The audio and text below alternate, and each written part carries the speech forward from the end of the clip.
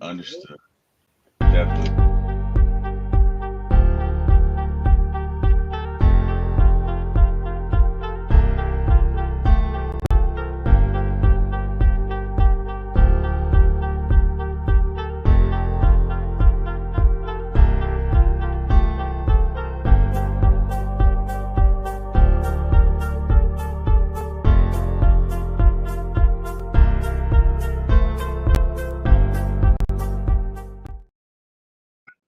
Ladies and gentlemen, welcome to the Atlanta Falcon Beard Gang. And yes, we are here live now. I am the host, C Double. My partner usually is Ladarius, but my buddy is still tending to his mother. By the way, Mom, hope you're having a happy birthday. I believe it's going to be on tomorrow, so hope you're having a happy birthday. I hope everything's going better than it was last week. So that we would like to wish that to our best bud. And I have the honor of having Mr. T. Will joining me today.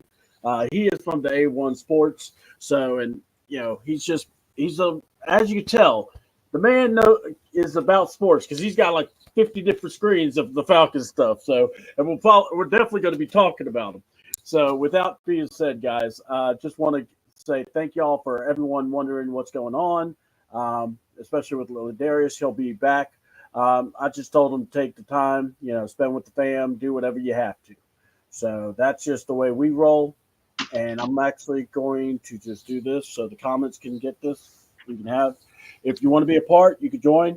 And like I said, I got John, and I know Mr. Harris said he might make it, and I know Mr. Ron said he'll probably make it. So we'll get all that straight. But let's talk about it. Sunday night. Yes, sir. I got to go here. We need more primetime games in Atlanta because that was fun. I did a charity show, so I was not able to really watch football the whole day like I normally do on the Red Zone. But what I liked was seeing pictures. I mean, T, you were all over the place, man, taking pictures also. But but seeing everybody taking pictures, seeing everyone being excited, being a part of the vibe down there, and the place was just electric. And we got Ron here, my buddy, my homeboy. What's up, Ron? What's up, Yes, Mr. Ted? yeah. Just call me T. Will, man. And please don't you say Mister. I look for my dad. T. Will, right? I'm blessed, man. I'm blessed. All right. Well, he's blessed until we start talking about the Falcons, but we'll get there, But honestly, I wanted to actually say to the fans and everything, because that was a fun vibe. It was awesome to see that, that people got excited about the Falcons.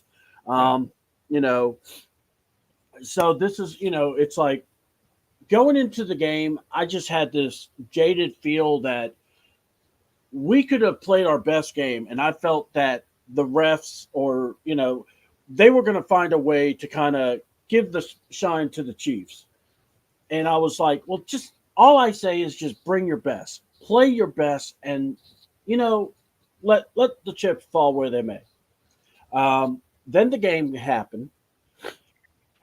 Started off great, and I get weary. I don't know about you guys, but I get weary when I see a team start off great because I always go, okay, was that your 15 scripted plays, or how they do?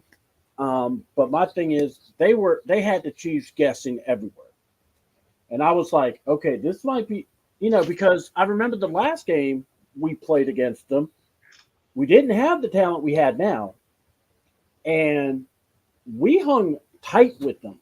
So, what was your impressions coming into the game? And then we'll talk about the game. But coming into the game, what did y'all think? We're going to go with the special guest. That is Mister, but it is T. Will. So what's I caught myself. So what you said? What say you? You did. I wasn't worried about the Chiefs. I Mhm. really because I honestly feel like we can play with any team in the league. The offensive talent that we have, the defensive talent that we have, I feel like, and we've proven this, right? The most points we've allowed is 22 points. Even if we didn't get pressure, we find a way. We have a bend don't break, and we typically get off the field. So I wasn't worried about it being a shootout. Even with the Saints upcoming, I'm not worried about them. So I felt good about it. The atmosphere was electric. You're absolutely right. People were excited. For most of the game on third down, the fans were standing up and making noise, and it was a great environment. And I mean, we had a shot there. So, I was never worried about losing. I knew it was a possibility. Don't get me wrong. I didn't go into No, I get it. we're Yeah. gonna we're gonna beat the snot out of them, but I wasn't worried about losing. I wasn't worried about being blown out. I'm not worried about any team out there. Um, and it just sometimes things just don't go your way. This Falcons team that's 1-2 could easily be 3-0. They could also be 0-3, but they could easily be 3-0. So again, you got to look at it like this. This is Zach Robinson's first time coaching. Some of these guys, it's their first time playing with this team, and we got to gel and get to know each other. But I think that, and look at Kansas City's won the last two championships. They know how to win. They know how to close games out. We are a young team, and that's a lesson that we have to learn. But I guarantee you, in November, we will be better. Those are my thoughts. Ron, what are your thoughts on it? I'm with you. I know we could match up with them really well with what we have on offense and defense. But I do not trust our OC. Okay. And you got to make the right plays at the right time. Mm-hmm. And that was my only problem. And me, C-Dub, we talk about this all the time. Mm-hmm. Hold on, Ron. Hold the thought. Somebody crooked coming in here. Yep, we got him. That is him, the great one. The Rock himself, yes. John Harris. He just came back from Flowery Branch with his 2x4, I heard. I have to give you a little bit of an intro, John. You're my boy. Well, C-Dub, I appreciate your intro all the time. And the gentleman up to, well, it looks That like is my... Yeah. T. Yeah. Will. He's from A1, yeah. Okay. Oh, all right. Good to see you, sir. Nice to meet you. As well. I'm actually from One Time for the Fan and for my ATL Sports One, but I am with Chris all the time. So I am often with Chris A1. Yeah, but my Oh, hey man. Hey, anybody with Chris, you good with me. And also One Time for the Fan, yes, it's also and I'll Terry, I was gonna let you hit up all the people that you're with, because I know you got like a crew of folks that you follow, and it's like I'm going, Terry, you're connected with a lot of shows, so I definitely want to get you to, feel free to shout out anybody you like. So good. Awesome. Right. Hey John, nice to meet you. Nice to meet you. And look, you joined right on cue. What are your thoughts? How were you feeling going into the matchup against the Chiefs? Like, how did you feel about our chances? What were your thoughts going into it? Okay, now I'm going to be real short with mine because Ron was waiting to go, and I know I burst in right when Ron was getting ready to go. So okay. I'm just to exercise and show proper etiquette. I don't want to run over the man because Ron a good friend of mine, and I don't want him coming down Georgia 61 from Cedartown. He knows he will ride out on you. Ron will ride on you. I'm on the ride on me. Let me apologize to Ron. So. Yeah. I don't need Ron. I got nothing but respect for y'all. Y'all know that. Yeah. And see, I want to make sure that I return that respect to you too, sir, and to everyone that I come on. And like I said, I'm going to be real short. I'm going to let Ron, cook, and I might go after him if you guys will allow me to do so. I will. You know that. But. I had trepidation about this game, and the reason I had trepidation about this game was some of the play calling that took place in the previous game, in the Philadelphia game. Some of that play calling and some of our execution. And as old John McKay used to say down there in Tampa Bay when asked about his team's execution, I'm in favor of it. Yes. Because, Tampa Bay was a mess back during that time. Right. Yeah. That's what I was feeling.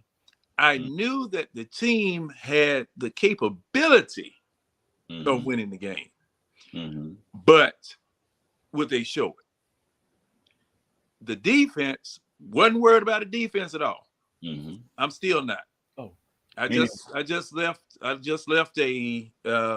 was just fumbling around on Facebook here prior to coming here.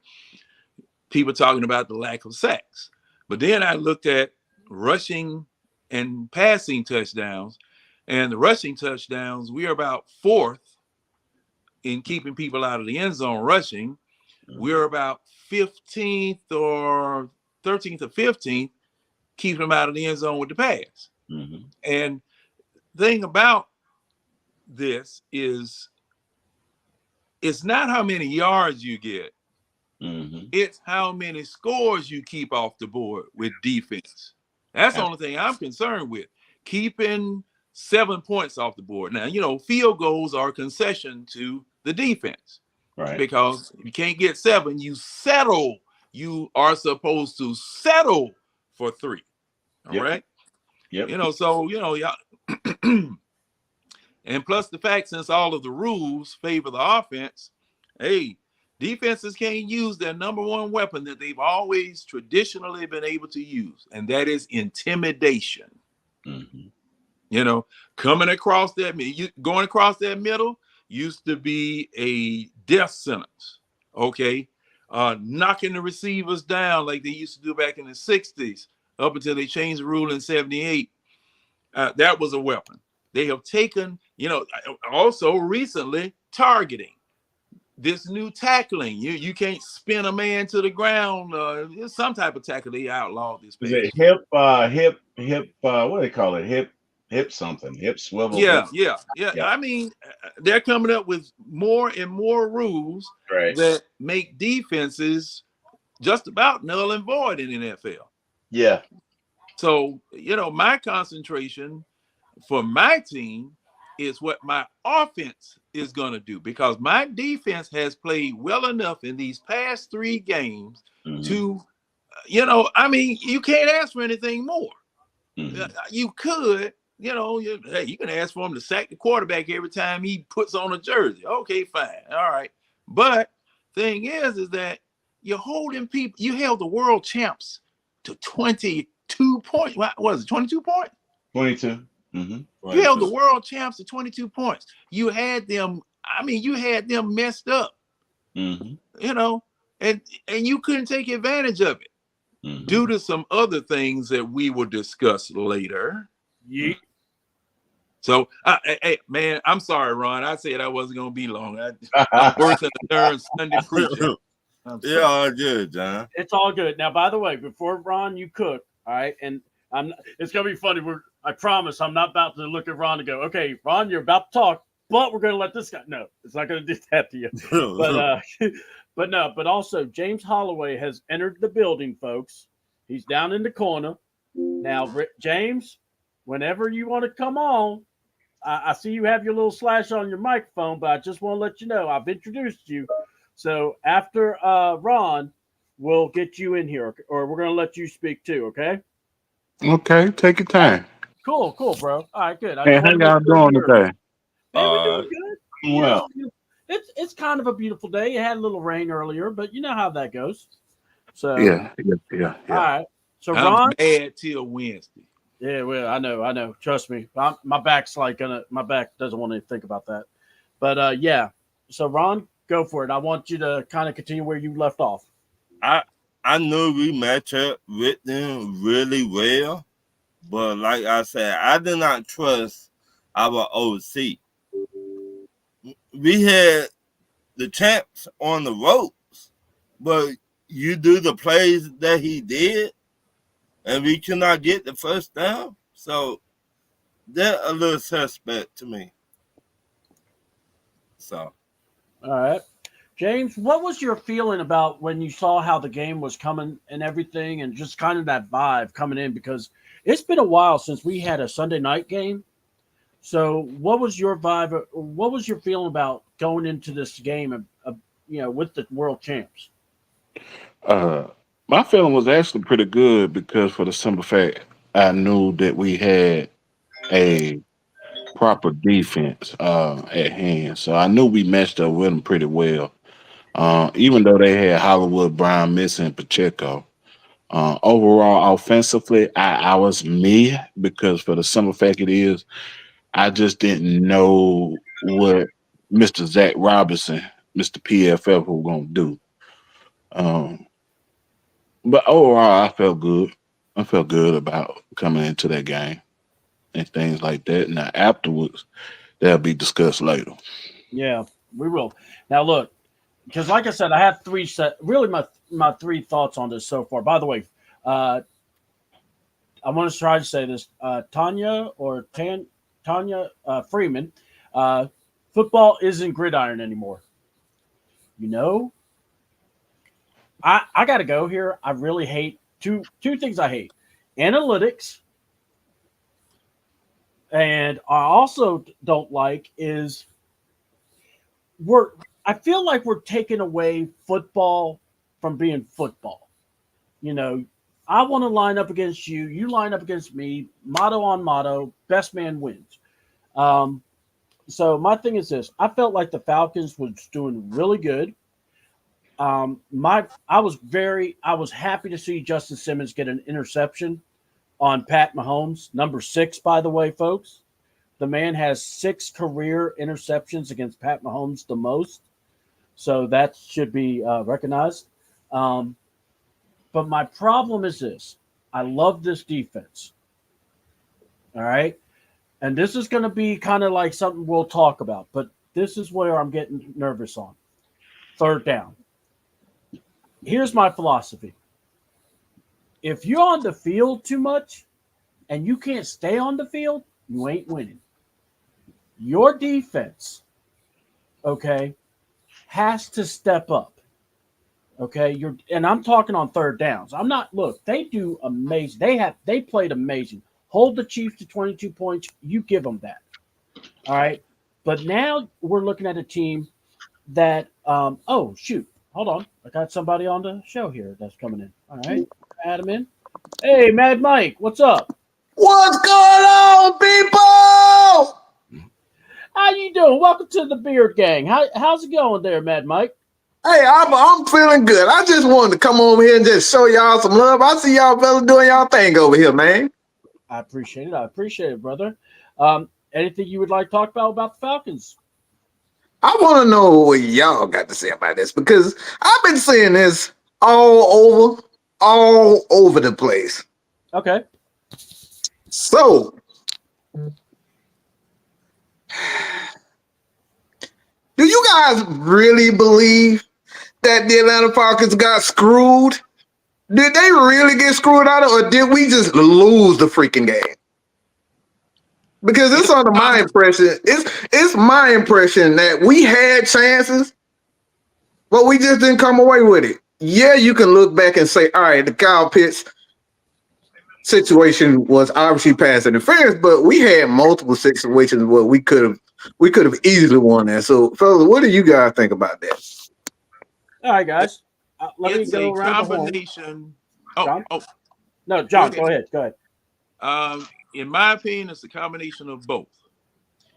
If you step on a rake and it hits you dead in the top of the head, you don't need anybody coming behind you, busting you in the back of the head with a 2x4. And that's exactly what those officials did to the Atlanta Falcons. And the crazy part about all of this, if there was any doubt that the officiating crews in the National Football League are suspect, 24.8 million people watched that game. It was the highest rated Sunday night game in week 3 in NFL Sunday night game history. Everybody saw it. It's not just us talking about it. It's those people who hate the Kansas City Chiefs, Atlanta Falcons fans, and people who have no interest in the game that watched it and saw that. So my thing is that I take a line from an old James Brown song. I don't want nobody to give me nothing. I open up the door and get it myself. And in the line, he said, how can I get myself together when you keep on slapping me back? How are the Falcons supposed to win a game when you have officiating like that out there? You're supposed to make the pass interference call penalty on that particular one anyway. That would have put the ball on the 1 yard line. You rely upon these officials to get it right. That's their job. It's not like it was back in the 40s, 50s, and 60s when people were playing for the quote-unquote love for the game. You playing for the paycheck. The National Football League and football right now is the biggest sport in America right now. Number one, they bring in all the money, they bring in all the eyes, they bring in all the revenue. How can you entrust your game to people who aren't invested in it, that do this as a side job, that aren't in shape, that can't see anything? And the crazy part about Sunday's game, after you didn't make a call in the end zone, you make up for it or try to make up for it for calling 3 pass interference or illegal contact penalties, as though we sorry, we gonna do this for you so to help you move on down the field. No, sir.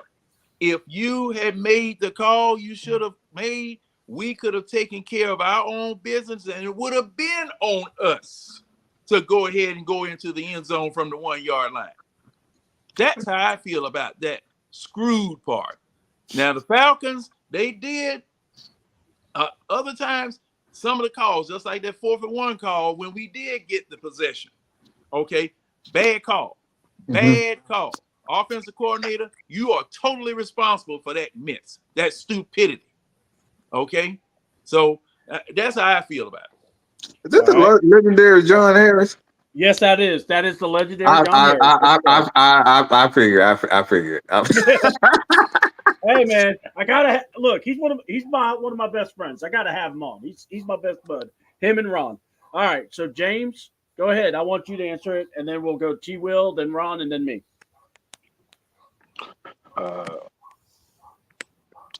How can I put this? Because he took the words right out of my mouth. Say them again, James. They good words. Say them words again. so you can say it. Okay. So pretty much at hand, yeah, it was a screw call. Then they tried to make up for it, which is undoubtedly was stupid in the sense because for the simple fact it was you knew you quote unquote messed up. But the overall thing was the Falcons had a chance to win the game. Even after that had happened, they should have kicked the field goal. They went down there again. They stopped KC 2 times in the process, and still you kick another field goal and win the game by 1.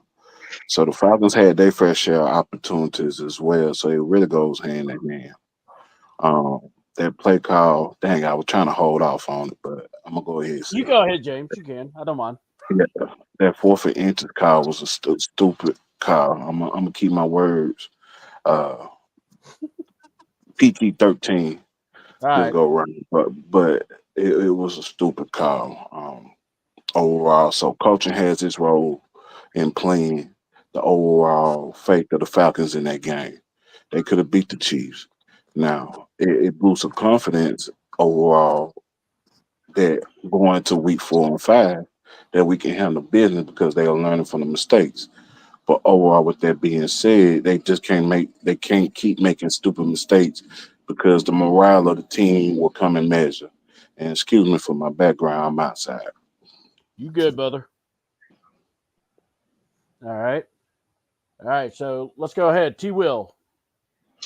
Yes, sir. I definitely think that the refs impacted the game. It's a touchdown. Let's be real. If he makes that call, it's first and goal on the 1. So you can give us 3 calls. You can't make up for that missed call. There's also a face mask on I think it was Darnell Ray Ray. Mooney. Was it Ray? I believe it was Ray Ray. Was Ray it McLeod Mooney on or the side. Ray Ray? Yeah, it was Could've Ray Ray on the sideline. Yeah. Yeah, it was Ray Ray. Yeah, it was clearly missed. There were at least Turn 5 the man's calls. head around. Man.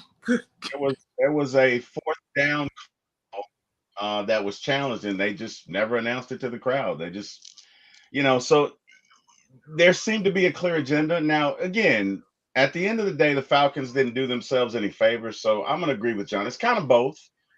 But, again, if you call a 15-yard penalty on the 30, that's not the same impact as first and goal on the 1. It's just not, right? You can't make up for that call. It's clear. It's right in front of them.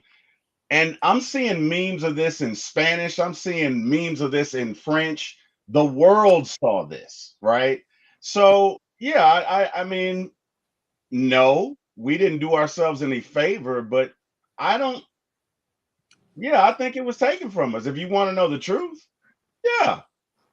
Guess what? If it's Tom Brady, they get that call. If it's the Eagles, they get that call, right? But because of the narrative of the fact, you know what? I'm not going to say because of the narrative because I'm not in the guy's head. I just know he missed a call, and they missed a lot of calls, and it attributed to or contributed to a loss. The other thing that really hurt the Falcons was the time of possession. So Kansas City held the ball for 30 minutes and 58 seconds. Falcons had it for 16 minutes and 10 seconds. That is a huge disparity. And to somebody on this panel's point, you can't keep running your defense out there and putting them in situations. Eventually, they're going to get tired. So I think to it, ultimately, I'm not discouraged. I understand that Zach is a first-time offensive coordinator, and I think that this team in November will be completely different than they are now. Guys, each season is its own universe. These guys are getting to know each other. They're getting to understand how each other plays. They're learning the play. Lest we not forget, we lost a tackle and a center. And a center, yeah.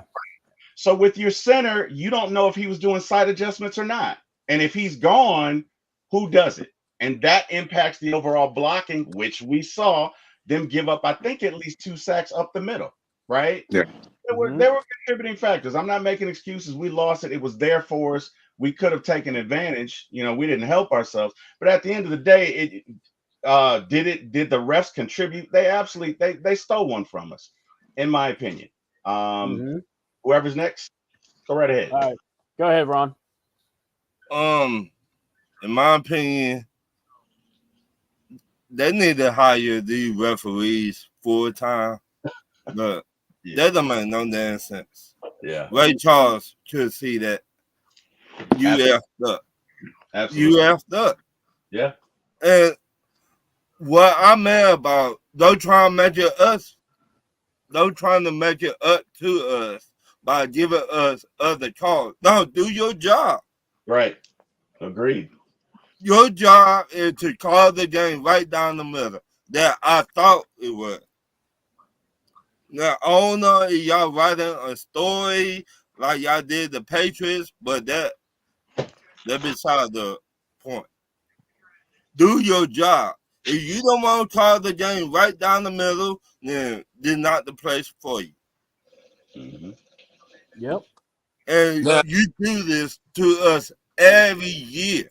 Every year, I get to the point I get sick and tired of it. Then our head coach cannot even speak about it.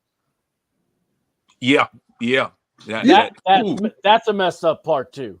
Let's be honest. Right. That's a very messed up part because if they do, they get fined. So, right. But yeah, if you do speak on it, he said, "Oh, I love my money very much." Look, I can't argue that. I would say the same thing too.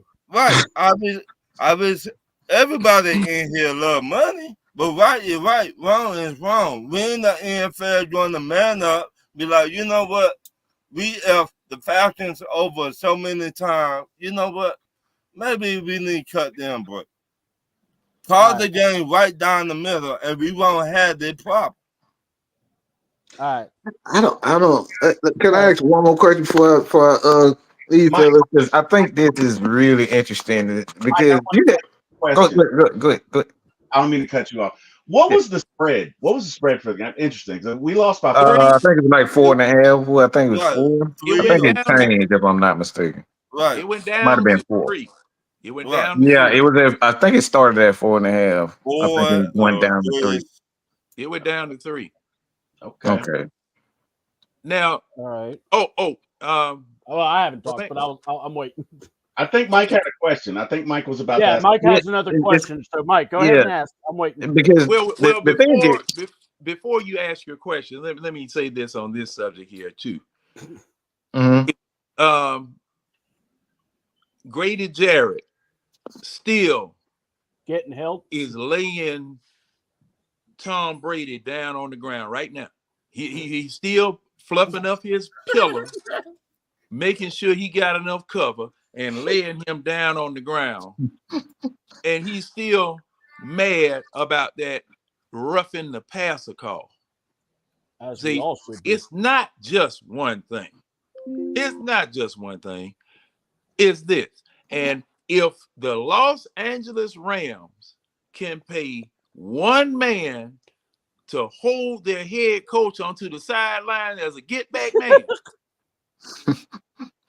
you can pay these people crews to go around, and their only job is to constantly learn, constantly be taught, constantly upgrade their knowledge base on how to officiate an NFL game. That doesn't make any sense. You know, human element, fine. No problem with the human element, but good grief, man. You got a man standing in the end zone. I just posted a picture of him Yeah, that you I got did. from somebody else's site. I was looking it up. I just posted a picture where the man is standing back there looking at the play from the end line. Now, we saw it facing the end zone. He's standing back there. Didn't say nothing, didn't move, didn't react.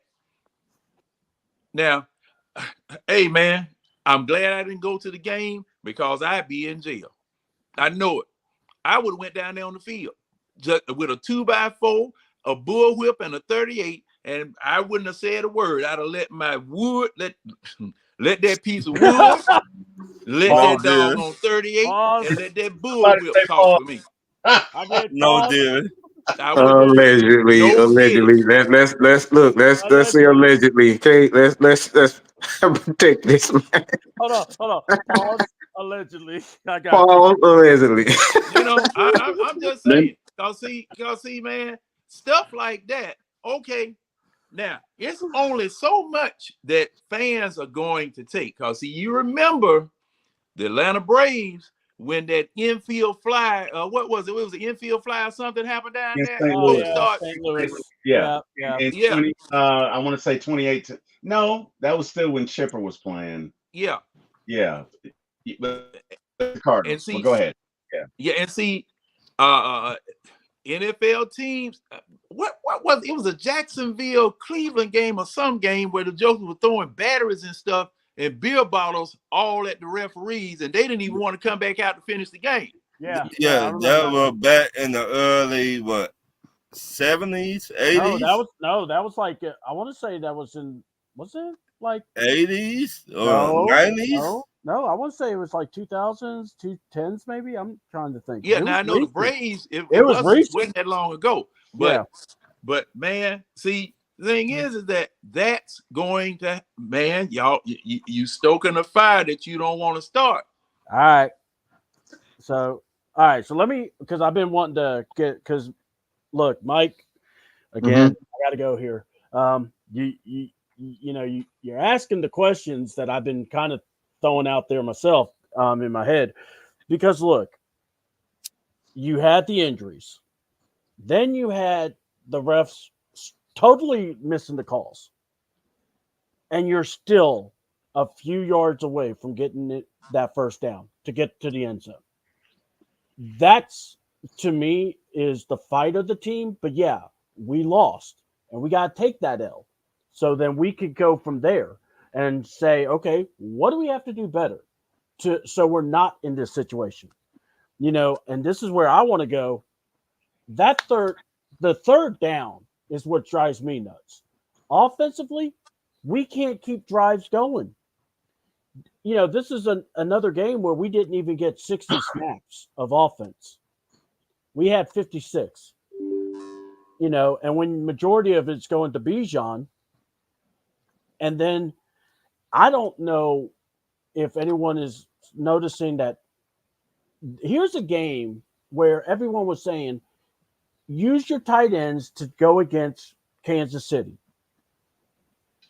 And we don't, like we used it a couple of times, paid off.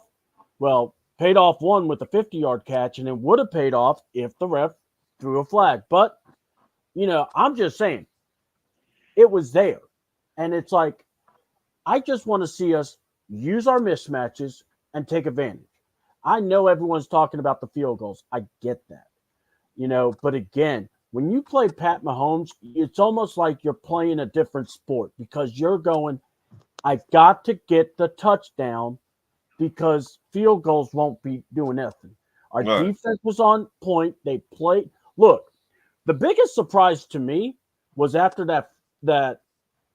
when they didn't throw the flag, and of course we missed. I was surprised we stopped them 3 and out. We don't deserve it. Let's keep it real. The Falcons don't deserve any respect because you got to get off the field. Yeah, I don't care. I don't care who it is, and this is something I've said on my channel. And I got roasted for it because a lot of Falcons fans like, look, it's my opinion. If you're the world champion Braves, T-Will, all right, world champion Braves, or if you the two-time national champions Georgia Bulldogs, you deserve respect. You deserve all the close calls. Why? Because you've been through the battles. You have won championships. The Atlanta Falcons cannot continue to hurt themselves because we had 2 opportunities that they had. Drake almost fumbled the ball 2 times. And then Avery Williams literally almost screwed the whole game up for us. By the fumble and special teams. So these things cannot happen if we want respect from the refs. We're at certain points in that game, the Falcons look like absolute clowns because they did not capitalize off the mistakes. It was simple mistakes, these guys. So am I wrong, or what do you guys think about this? When you're the champions, look, you deserve respect. It's my opinion. It's like, look, you deserve all the close calls. Why? Because you've been through the dirt and you've come out. You come out on top 2 times. This is not a Chiefs team that just accidentally won. These guys have dominated for the last 5 years or so. I mean, there's respect, and then there's hold my beer, right? I mean, those 2 calls were terrible. And man, Mike, I hear you, right? You respect is earned, and I agree with that. But those calls were egregious, right? He doesn't even try and turn around in the end zone. He's hugging the guy. He's hugging him. Hey man, how you doing? How's your wife? You're good. We're going down here. He's hugging, right? And then the other play where he snatches his helmet. I mean, I can't just write that off as the Jordan treatment. Like, that's egregious. That is malpractice if you're an attorney. That's terrible. So I hear you. Yes. Yeah. And again, we agree where it's important. The Chiefs do deserve respect. They don't deserve white glove treatment. This is a competition, right? This isn't a hotel. It's a football game. Football game. So I can agree that yes, the Falcons need to earn respect. I agree.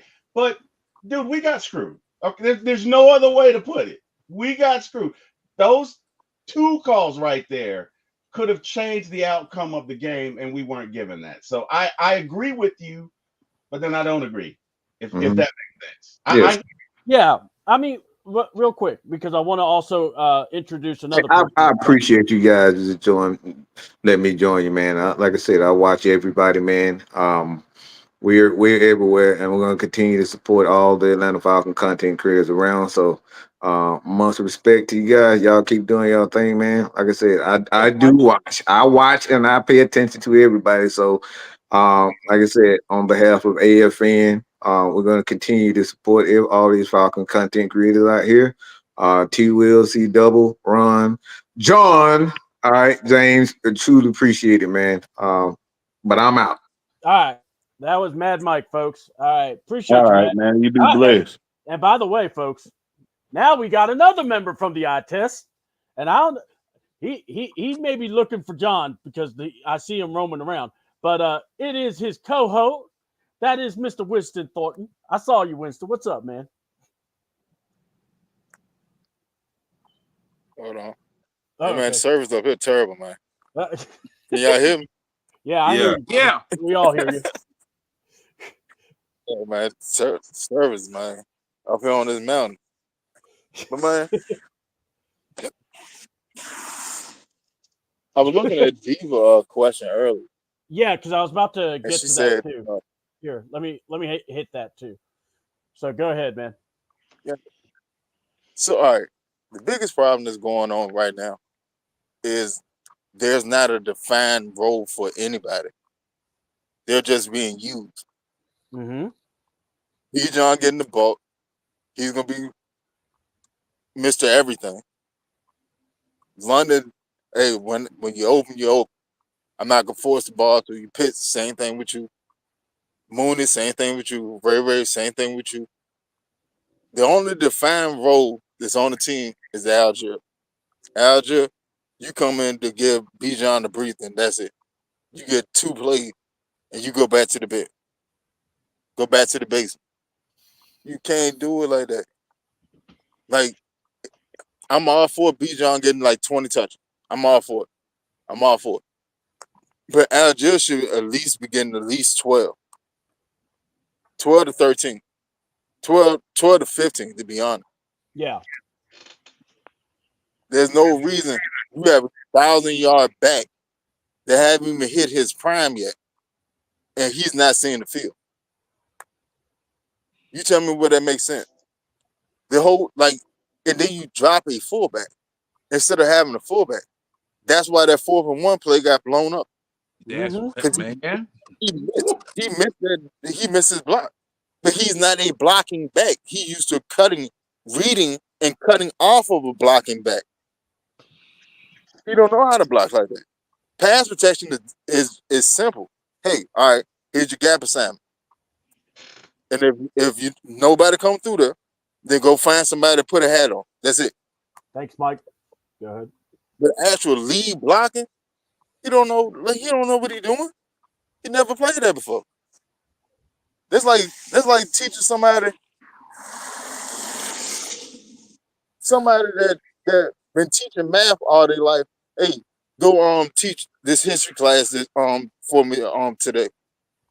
It's not gonna work. What are they getting out of it? You're not getting nothing out of it. Could you got them outside of their element? Like, Mm-hmm. I don't know. There has to be. Right now, we're being too smart for our own good. That's what's going on. We're too smart for our own good, and it's not working. And if we keep moving the way we're moving, we're gonna play ourselves out the playoff well before we even get to contention of it. All right. All right. So look, we're going to ask this question around because I love the question. All right. Because here's my thing, and not just Bijan in short yardage. Here's my question to everyone. What is the Falcon identity for the Atlanta Falcons? What is the offensive identity? All right. And we're gonna go around the horn. And Winston, you just pretty much answered on that point, but I'll let you answer if you want to give your 2 cents, and then we'll rotate it around. All right, 2 cents. We don't have one. Gotcha. We just a team of talented players. All right, John. I gotta agree. I gotta agree with Winston. And something that I've got to bring out here, if you'll let me indulge me for just a second. I'll be just a second. I just looked at the roster for 2022 and 2023. We had Fursker, and we had who else was it? But both of them were fullbacks on the roster.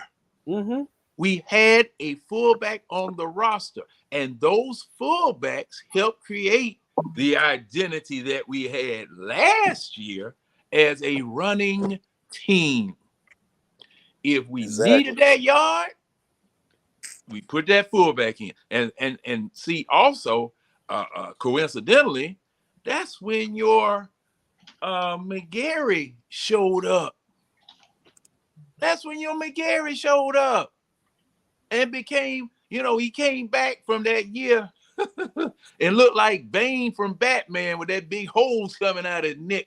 And when he pumped himself, I mean, man, look, San Francisco, they still have a fullback on the roster because they use him. Okay, this single back mess that we're doing, this pistol that we're doing without a fullback back there, like our offensive line. Oh, we got some real earth movers. We got some graders. We got some stuff that'll pave the road. Y'all, man, and then on that 4th and 1 play, and I think my man up here and Winston brought it out. 4th and 1 play. You got a man that has never played fullback in a 2-back set in his career. Then you're missing a center. Then you're missing a right end. Recipe for disaster for a championship team that's coming after you. Recipe for disaster. Now, look, you take a chance on fooling them unless you got a fullback that's a converted defensive lineman or offensive lineman or somebody there that can come and knock somebody on their behind. You went up there with a makeshift offensive line going to try to take on the world champions on some type of old boy, that world champion had a number 2 ranked defense last season. Don't forget that part either. Yeah. That like you say, C-Dub, has seen it all. Yeah. Okay. The best thing you can do, you cannot risk trying to take these people on mano a mano. You can't risk doing that. Not with your patchwork line, not with a man that hasn't played that position. We haven't had a 2-back set. I mean, this is his first time in a 2-back set with the Falcons since he's been here. I think that was the first time they unveiled the 2-back set this season. Right. Yeah. So that was a surprise to me. So I was like, "Oh, sweet, that's something." What's called wrong place, Ron talked about. Wrong time. Oh, James, go ahead. I'm sorry, I took about 3 minutes from you. Winston, what's up, brother? What's happening, partner? What's going on? Man, Really? Survive, man. Like Billy go grow. He ain't lying, so I ain't way this way, whoa. But it's like they try to, offensively they don't have no identity. Defensively, I think they sort of got a kind of idea, but they still learning. Um, I just it's just like they go from game. They treat these games like preseason when they should have been playing in the preseason. But it just one-on-ones for the whole game. They got to establish something in order to be great. You came up against a well-oiled machine in the Kansas City Chiefs. They've been well-oiled for almost a 10-year run now. Even if they don't make the Super Bowl, they play some way they factor in the playoffs. It don't matter the seed with them. But back to the Falcons. They don't have they don't know. Especially when you're dealing with a first-year offensive coordinator. This is first-year coordinator a whole offense. And you can tell when you look at him up there in the booth, he don't know. So he depending on Kirk Cousins. And Kirk Cousins, for half of the situation, don't know. It's just they got to get it together because now you in season now that you got the Saints, Bucks, and Panthers back to back to back, and you can't be last. You tied for last place with the Panthers right now. You got to get it in order. These next 3 weeks is crucial. Technically, we are above the Panthers because we got a conference. Yeah, because we have the conference win. All right, Yeah, T Will, let's go to you, T Will. Yeah, I would agree with the panel. I mean, I don't. I think you have to have a modicum of success to establish an identity. The first game, let's be real, nobody wants to relive it. The second game against the Eagles, it was kind of inconsistent, except for that. I guess the last drive. And to be honest, I did see improvement in regard, and again, in comparison to where we've been, right? I did see improvement, but unfortunately, you have to gel, right? Even that 2016 Falcons team didn't really take off until right around game 10, game 11, and at that point, they started mauling people. And no way am I saying that this is the version of 2016. I'm saying that sometimes, not all times, but sometimes teams take a while to gel, right? You've got a new quarterback. You've got a new offensive coordinator. You've got guys that haven't played together before. Somebody mentioned we also have a new center, right? And a new tackle, which means that center's going to have to learn the blocking assignments. He's going to have to learn. I don't know if he'll do it this week, but my point is, we didn't play in the preseason. And again, I'm not for or against it. It's what they chose to do. But I don't know that we've had enough time in the bunker, right? Or we've been at war long enough to say, yes, we've established an identity, because that's what winning does. Or you find out who you are in battle. So I would agree with the panel. No, I don't think we've established that. And that's okay. I think we will. I still think this team wins 11 games. I'm not worried about it. One thing about it, defense and a running game travels anywhere, anytime, any temperature. So I'm okay with it. It's a progress, but to this point, I don't think we have an identity. What do we need to do? I'd say run the ball and play action, but that doesn't mean that's going to be our identity. So that's all. That's all I have, guys. C Dub, whoever you got next, go ahead. All right. So Ron, go ahead. We don't got no identity. We don't even know who we is as a team. Now keep that 100. If we would have played in preseason, the fans and the whole team could have known where we stand at, but we did not play. So you trying to get all this together, this like a trial. Our first 3 games was a trial. Where do we stand? What do we do good? What we do bad? No, as a head coach, you should have watched the tapes from last year, the games, to see what we do good, what we do bad. It should not have been like this. They're too good to play in preseason.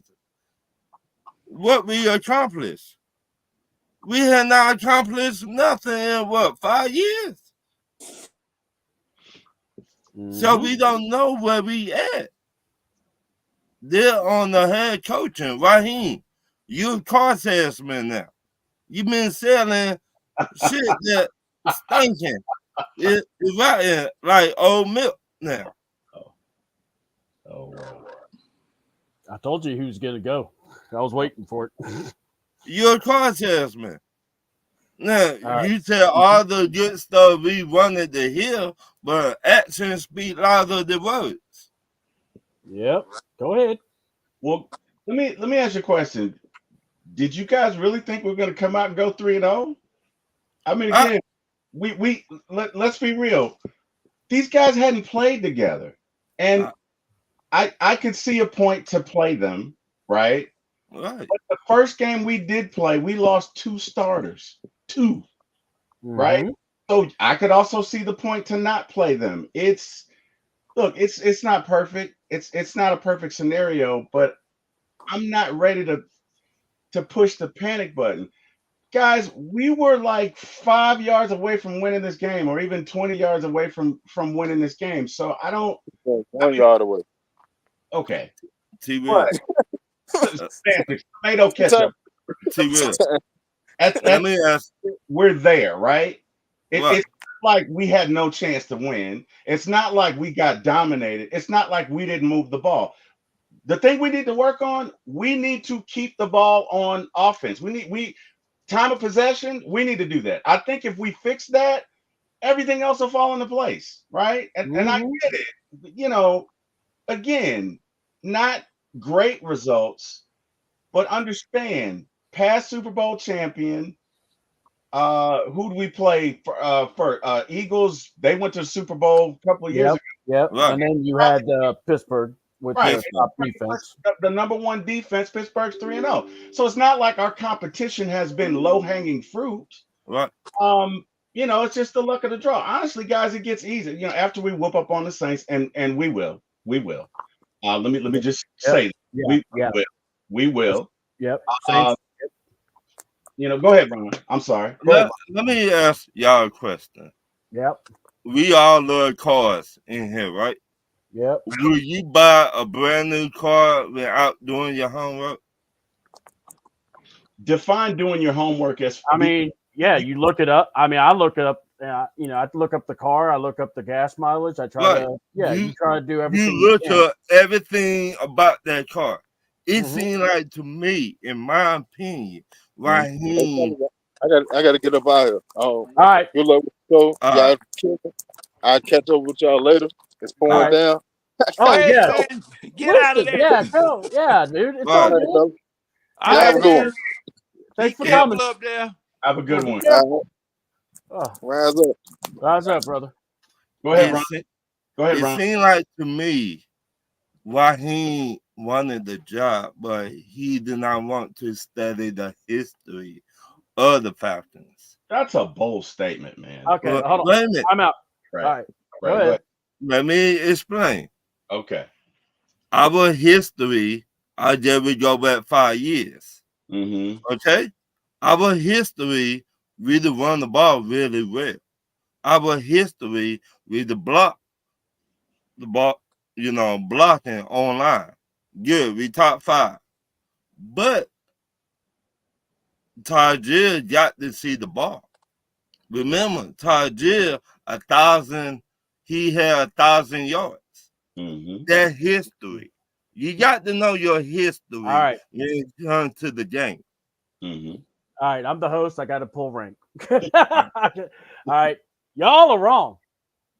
You really are. And I really was hoping to hear somebody say this name. The name the identity is Bijan Robinson. Because here's what his touches have been: 16 carries, 14 carries, 18 carries. And I said them in reverse. So 16 was the Chiefs, 14 was the Eagles, and then 18 was the Steelers. And then he got 2 catches in against the Chiefs, 4 catches against the Eagles, and then 5 catches against the Steelers. When they talked about the Falcon offense, and John, I brought this up to you one time. The only name people that they kept bringing up wasn't Pitts, wasn't London. It was Bijan Robinson. Now, when I've heard that, I go, oh, I know what that means.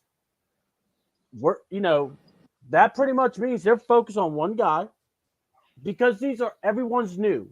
We did not bring any experience, someone to help the offensive coordinator, passing coordinator. We're hearing all these different positions, but we never heard anything on the offensive side for Zach Robinson. You have Jimmy Lake, but you also have Jimmy Gray.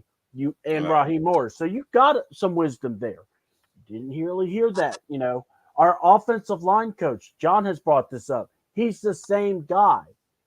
But yet our offensive line, this is what I was trying to tell people in the training camps. They're going to be pass protecting more than they have done altogether in the 3 years. And this group at least. And then we got the injuries. Dahlman gets hurt. He's on IR. I heard McGarity, but is he day to day? They're saying. Yes No, and wait a no. minute. Dahlman's on IR for his Yeah, ankle. Dahlman. Yeah, Dahlman. Dahlman. Yeah. He's out for the next few games. Right. Because What I've McGarry been had a reading. knee injury, right? McGarry was the one that injured his knee. I think he had a meniscus. Yeah, Yeah. For, So he's going to be gone for a minute. yeah. Right. Well, they're saying McGarity could come back. Right. That it They're wasn't like 3 serious. to 6 weeks, McGarry. What Yeah. I've been reading. Yeah. How many weeks? 3 to 6 weeks.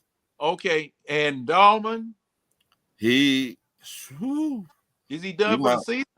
No, he's not done for the season. he's not done for a season, but he gonna miss okay. a Hold lot. on. Here's what's going on. I think it's Dahlman is on IR for 4 weeks. Yeah. Okay.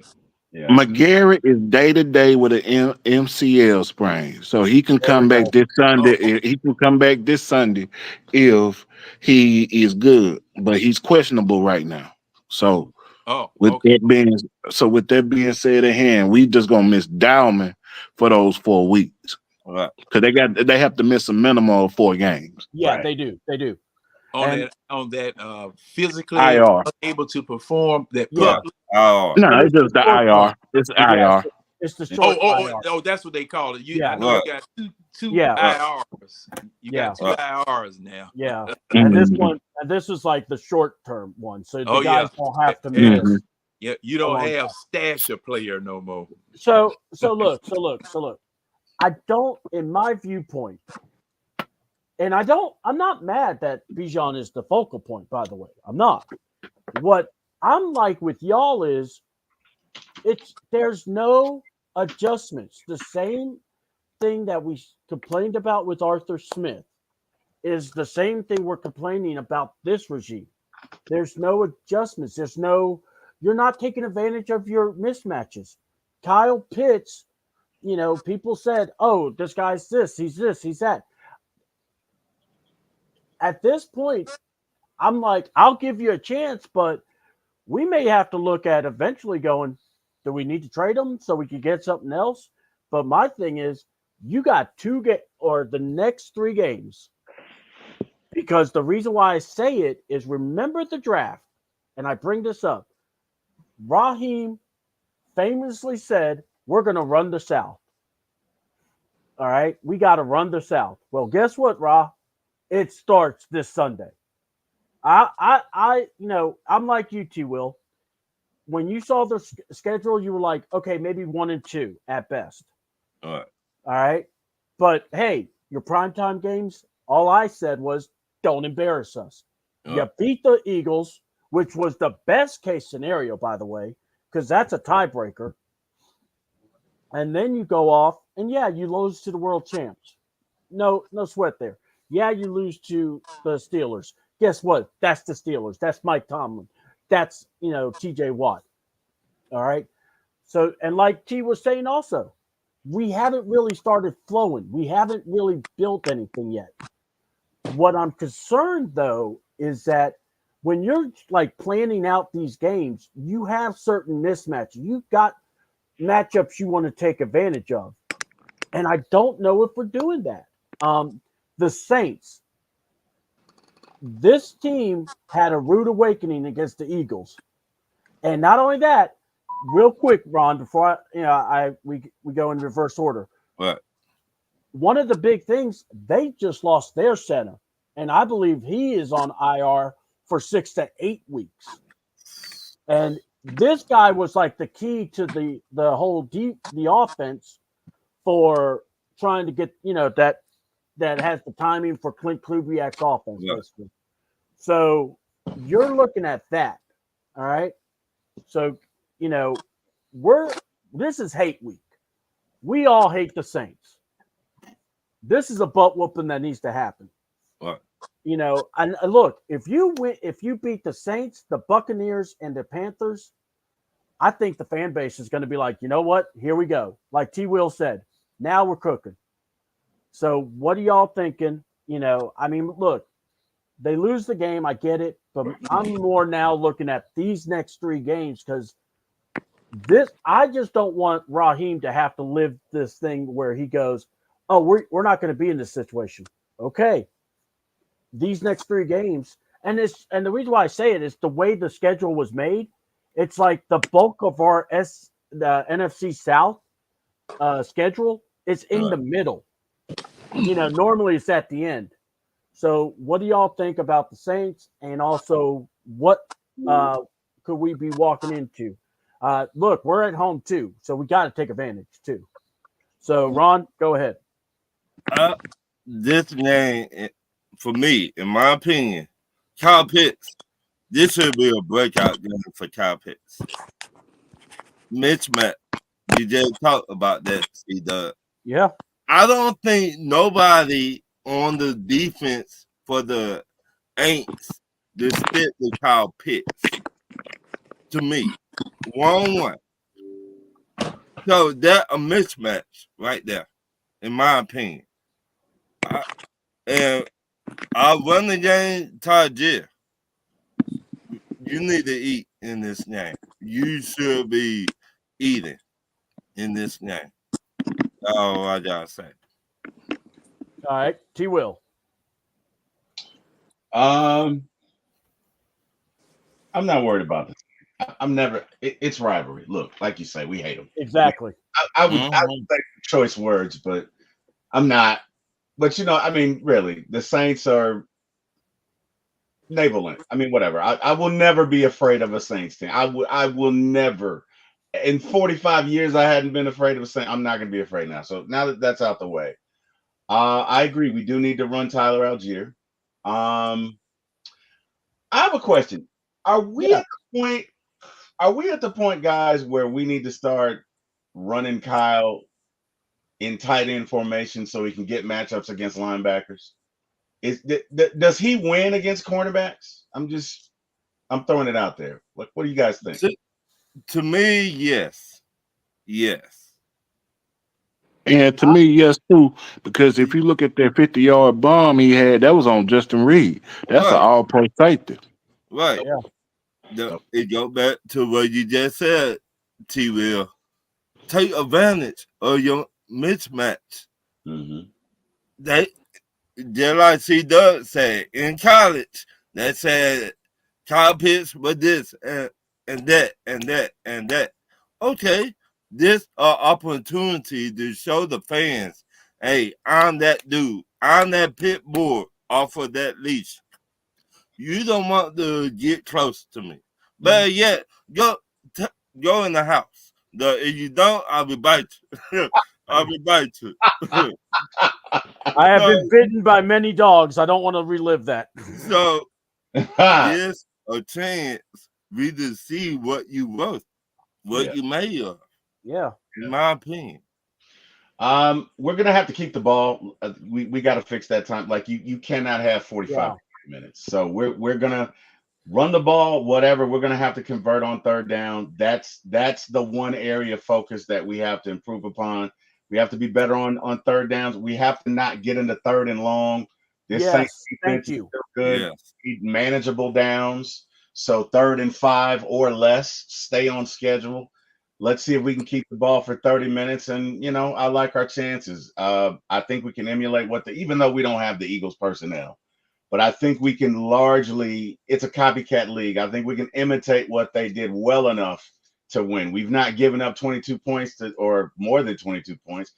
I don't think we'll do it this round. So I'm not worried about the Saints. It could go either way, but I'm going to say Falcons. Whoever's next, go right ahead. Real quick, I want to get to this real quick. Disagree. Pitts is better off against linebacker. Look, this is why I said find your mismatches. It's called put a man in motion. I mean, I know John's played Madden. I played Madden. Ron's played Madden. We all play Madden. Mm-hmm. Put a man in motion. If you see a traveling, crew following, then you know what to do. It's simple. I'm trying not to make this so hard to understand, people. If we could get Pitts on the linebacker, awesome. If we get Pitts on the safety, awesome. Either way, I want the man to come down with the football. Mm-hmm. Same thing with think about it this way. When Cup and Nakua, before they got hurt, they would be going into motions and they would get open. They're already in movement to get the ball in the right spot. Mm-hmm. So that's why I said we've got to get better coaching wise on that one. Go ahead, John. Oh, my turn. Oh, okay. Yes. Okay, wait, refresh my memory. All right, we're basically talking about the same. I was going to talk about something else, but I want to address the question first. Okay, all right. Well, the question is this: we're talking about what do you expect? Because now, okay, we are now in the 4-game stretch where these the next 3 games are must win because this is NFC South territory. If you want to win the division, you don't want to let one go, especially when 2 of them are in your home field. So that's kind of where I'm at, but where are you at on that? And then you can go to your point too. I don't know what to expect. I'm just going to tell you. I got you. I have no idea what to expect. And it's one of the reasons I don't buy season tickets. I have to take the Falcons on a game-by-game basis. Cold, John. I just got to take them on a game-by-game basis because they can be they show flashes of beauty, and then they show flashes of Jason. They show flashes of the throat slasher. We beat ourselves up better than any other team beats us up. And there was something that I wanted to address about a question that T. Will asked: did we expect to go 3-0? One thing I need to always say, and I always tell people, I was just reading what Low Country. I know. Don't worry. I've already responded to him. I just said, yeah. Get him. Yeah. Well, no. At any rate, he can always come over. He's got an open invitation. So, but go ahead, John. I just have to say what I said before again. I don't know what to expect from the Atlanta Falcons. However, defensive coordinators, offensive coordinators, I expect them to earn their paychecks. Mm-hmm. I expect for everybody that puts on that Falcon uniform to earn their paycheck every time you go on that field. That's what I expect for you guys to do. It is a high bar that I have for my team because just like everyone knows, I will call the league office and see if I can get the game moved off of prime time. I will call them and I will ask them, put somebody else in that spot because I don't want my team embarrassing my city. My city. Did you see how pretty Atlanta looked on the television? Look, they didn't hold on. John, let's be honest though. The Falcons did not embarrass us this past Sunday. No, they didn't. Yeah. That's why after the Philadelphia game, I had a little bit of confidence that we weren't going to look like we did in the Pittsburgh game. Yeah. Okay. But we have had some horrific primetime games. Okay. And because of that, it looked like we didn't even belong on the field with the other team. That's why I would call the league office and say, hey, we are not ready for the rest. All right, John. John. Anybody? Looks like the universe struck for the Falcons. Yeah. And, we're talking trash. What? Look, John's back. John, Man, every time I get a phone call, they interrupt me right when I'm doggone talking. universe calling. I guess I'm You gonna know go right, back to my Tia. intro. Telling you to stop talking smack about our Falcons. I'm just kidding. I'm just kidding. John, I'm just kidding. And Don't see, beat me up. I'm just kidding. I know. Because see, I used to get that all the time. But the thing is that I realized that this is the first year of Raheem Morris's regime. I usually give coaches the first year. I usually give them the first year because you feeling your way, you're trying to get yourself together and all this type of stuff. And that's one of the reasons why I didn't jump on this we're going to win a division thing, because number one, you didn't play in the preseason, which you should have, okay, to work a lot of these things out. Let all the right. people in the back hear you. Yeah. I mean, you should have played in the preseason. You can't put your team in bubble wrap, especially your starters, and let another team's starters beat up on your second string. You can't do that. Kirk Cousins, I know he was coming off an Achilles and all of that type of stuff, and the man is begging, just like C Dub saying, the man's begging to get out there on the field, wanting to get out there, knock the rust off, all of that. And you should have let him do that. Like I always say, if it was good enough for Tom Brady, it's good enough for Kirk Cousins and anybody else. Good enough for Patrick Mahomes. Now, see, this point just came to mind. Oh boy, Patrick Mahomes played in the preseason. Yeah, he did. Yeah. Okay, and he knocked demanded they it. knocked that off-time rust off of them. They played extensively in the preseason. So to sum it up, I don't know what to expect from the Atlanta Falcons from week to week. And plus the fact, me complaining about what it is that I see wrong, things that that we see that we don't agree with, that doesn't mean that I have thrown the team away. My bar is high. Yeah. I've been with this team ever since the ink was dry on the Fulton County Stadium deal. Okay, barbecuing. Matter of fact, I went over there on Georgia Avenue yesterday, passed by where Azar's package store used to be, where we used to go there, run over there and get a fifth or two, and come back, pour it on the barbecue and help season the meat. Hey man, I've been rolling with this thing ever since they came here. And, I got a real short leash for offensive coordinators and head coaches. How short we talking about?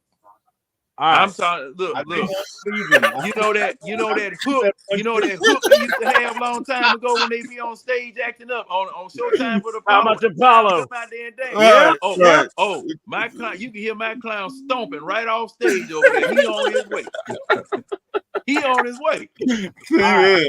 Hey, Ron, I think he said one season. Yeah. All right, real quick, before I give it to James, Wallace said, just because they didn't play in the preseason isn't going to determine that we are not going to make the playoffs. Agreed. Wallace, Agreed. I get.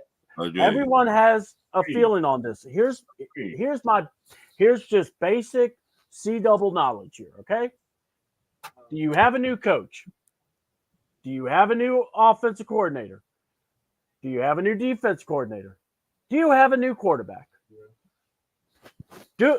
If you've got more than, if I got to start bringing in another hand on how many news you got, guess what? I would like for you to be in the preseason. Look, I was not demanding a full quarter. I wasn't demanding, all I was saying was give me a few snaps, a series here and two, because you want that offensive line to gel. That's all. Now, if it happens, we'll get there but let's see how this season goes. I want to see, if it goes the way it goes. James, go ahead and go, buddy. I'm here. You caught me eating some chips. It's all good, brother. Got any dip, James? You got any dip? You Not get for enough these for type of everyone trips. to have some. It sounds good, man. Sounds good. It was. But Well, we sorry. well, well, you know, I still forgot the question too. So you got to remind me like John. You did good. All right, because John Them chips decided to were go on a good. field. Hey, Hold them on, chips were look, good. the chips were so good it made James go, man. Them Liquor chips were store, good. man. I Hey, Right. should go get a fifth. Oh wait, what were we talking about? hey, We're Uh, talking. We're I talking about the Baghead Saints. You I know, we're talking about the Aints, about the next, because now we are now in a situation. Yes, we're 1-2, but the next three games, it is NFC South territory. Now we have, to be honest, I'm saying we got to win these three games. What say right. you? So pretty much in hand, the Falcons can do what they can do against the bad heads. It's just on them to execute at this point. Philadelphia laid a blueprint on what to do against the bad heads. Yeah, Pretty much in hand. So you just gotta, put your own sauce on it and just get it done. It's very crucial because even though we say the first three games was very tough, actually the first five games is going to be very tough. I'm talking about in the point of scheduling. oh yeah, yeah, Because you look at it, you just finished the Chiefs. Now you got to play the Baghead Sunday, and then mess around. You got the Bucks Thursday. yeah. So Back to you back. have to let it. So back to back. So with that being said, I think they're gonna do what they have to do because they sense it. They sense the urgency in it, and they want to get things together. Overall, offensively, I ain't really got nobody. Lattimore out there, but Lattimore is a shell of himself. Pretty much at hand, you got Tyron Matthew at safety. You can put Kyle Pitts, or you can even put Drake London over there on the safety on him and do what you got to do and take advantage of that. Or you could put Darnell Mooney. And plus, the only real thing that is going to concern me in that game is the Saints defensive line versus our offensive line. Because we got two people that's here and we don't know what McGarry gonna do that Sunday. That's the only thing that's gonna worry me. And seeing what our center gonna do because he got to call out the scheme now. So yeah, agreed. he got to step up. He got to step up this week. Got Arnold. Really for the next 4 games. Yeah. All right. So you know how we were saying in November about, because James said something about the games or the scheduling. Well, here's who we have: Saints, the Buccaneers, at the Panthers. Then we have a home game on October 20th against the Seahawks. Mm-hmm. That's not going to be easy because they are undefeated right now. Mm-hmm. And then we go to Tampa on the 27th, play the Buccaneers. Then we play the Cowboys at our house. And then we go to New Orleans November 10th. So we're not even near Thanksgiving, and we will have played 5 NFC South games in the midst of those games that I brought up too. So that is why we talk, people are like, well, man, you're also up about, oh, they should be trying to click sooner. That's what we're talking about.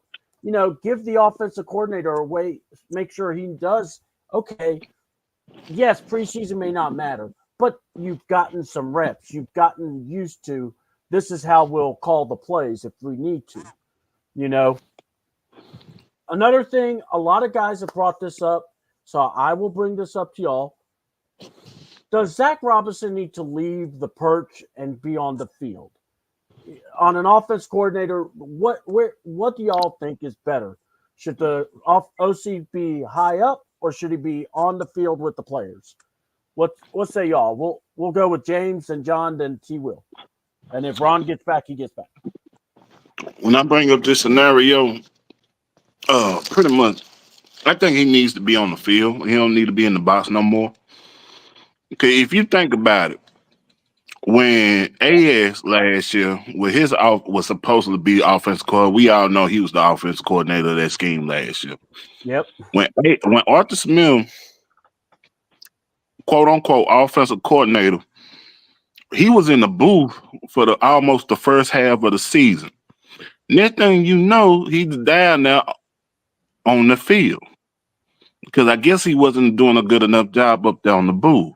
So in the same situation, he needs to be down on the sideline because for the simple fact of it, he need to be next to Raheem the Dream, to see if this play okay, that play okay, because it seems like he don't like we said earlier, he doesn't have an identity on what he wants to do within this offense. So he needs to be on the sideline with the head coach and be in meetings almost every damn day with Raheem to establish an identity, because you're not using Kyle Pitts to the best of your ability. You're not using Drake London to the best of your ability. You damn sure ain't using Tyler Algier to the best of his ability. Yeah. So you're gonna have to sit down and just have to figure out with your head coach what you want to do, and you need to do this on a game basis. He should have been doing that game one, even in the preseason with the second and third string. Oh, I got you, bro. All right. Now let's go to John.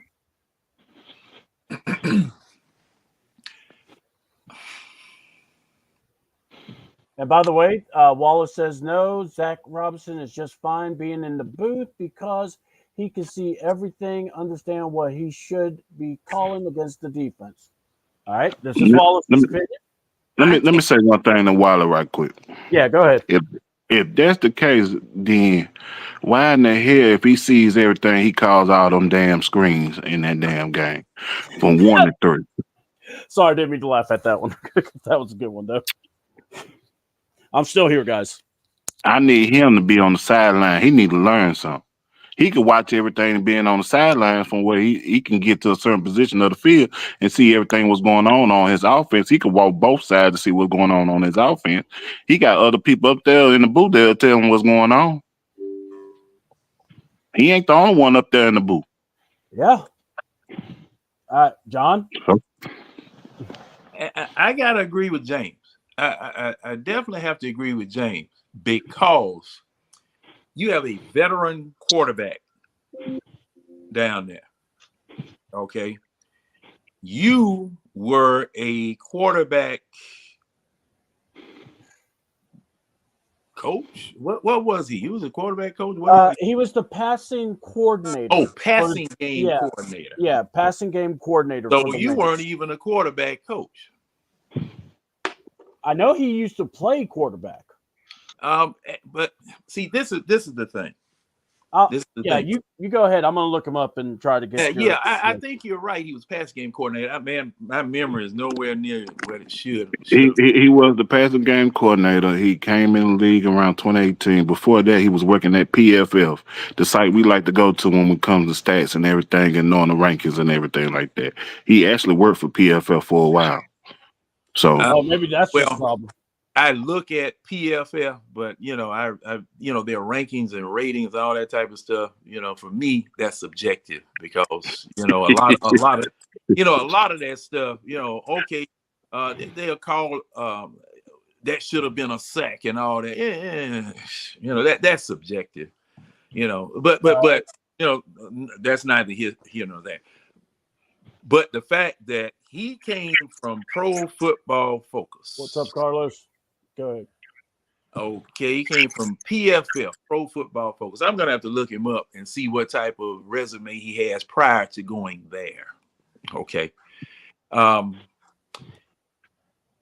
an offensive coordinator, now, Sean McVay is the Rams head coach, offensive coordinator, is he not? Yes, sir, he is. He's a head coach, but also offensive guru, yes. Okay, now he's down there on the floor. Yep. He got a $60,000 get back man.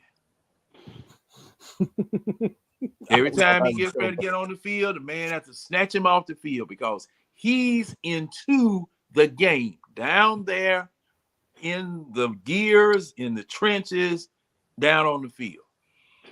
Especially with a gelling, learning, feeling your way out offense.